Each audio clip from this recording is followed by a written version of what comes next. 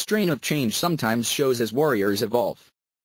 Even as sports teams strive for continuity, citing it as a component of success, those calling the shots for the Warriors are open to opposite thoughts.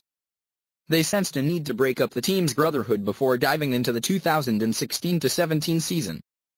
They felt this way before the epic NBA Finals collapse, before the league record 73rd victory, and perhaps even as they won their first 24 games to open last season.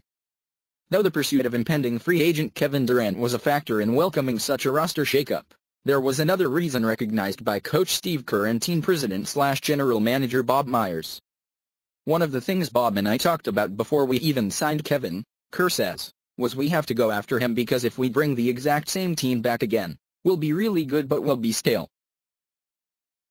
After following up the franchise's first championship in 40 years with a return trip to the NBA Finals, in the process raising the bar to unprecedented heights, the Warriors worried about the strain of sustaining success with the same faces. Nothing against the likes of Andrew Bogut, Harrison Barnes, Mary Spites, and the others, but they wanted to avoid any possibility of stagnation. And they were willing to pay a steep price. So they pursued and acquired Durant, simultaneously disrupting continuity and adding to the weight of expectation. We were going to be somewhat stale anyway, so adding him changes the dynamics and keeps things different, Kerr says. He's obviously incredibly motivated, and our guys love playing with him. If the Warriors were expected to win it all before Durant showed up, they now are presumed superior and expected not only to win but to do so while giggling at the futility of their opponents. It's unrealistic to believe the Warriors will mash every team they see.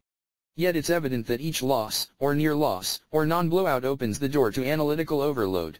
You don't really feel it on the court, Stephen Curry says. But the vibe around our team, the headlines that you hear and try to block out, it's just normal chatter. We win, 108-99 over Dallas on Friday, by 9, and it's easy to nitpick about what we did wrong and things we need to continue to work on to get better, which is fine. We've done a really good job of being focused on each individual game and trying to bring as much energy as possible. Even though human nature does tell you we've been at this thing, at this level, for the third straight year, you don't want to get bored with that process. Bored, in this instance, equals stale. Or stagnation. It's the bane of the quality team, no matter the sport. Consider the New England Patriots or the San Antonio Spurs, the two teams most identified as maintaining a level of excellence for the better part of 20 seasons. The Warriors are in year 3 of their uprising. And already they saw a need to advance, to present their foes with new challenges. Kerr recalls the struggles of the 1997-98 Chicago Bulls, who were coming off back-to-back titles in seasons during which they won 72 and 69 games. The 97-98 Bulls settled for 62-20.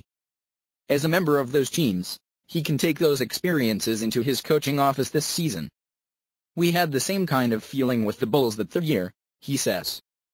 It was like everyone was kind of waiting to get to the playoffs.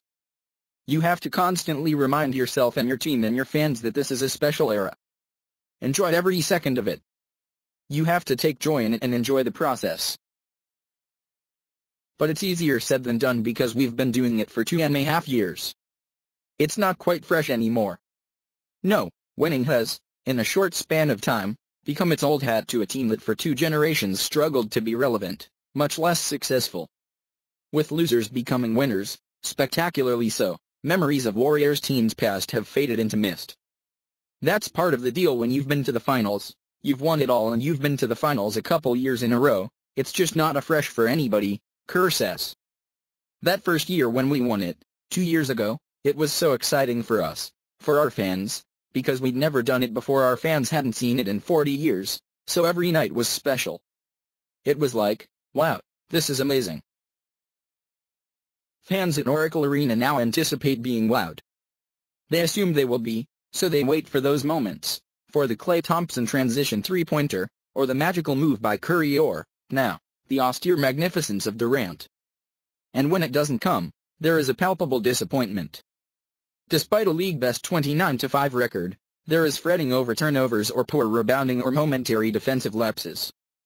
To imagine the Warriors without Durant, though, is to capture a relatively tired tableau.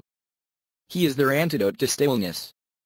And if the task is to maintain the edge required to win at least 80% their games and, more important, secure the top overall seed for the postseason, having him on the roster should make that easier.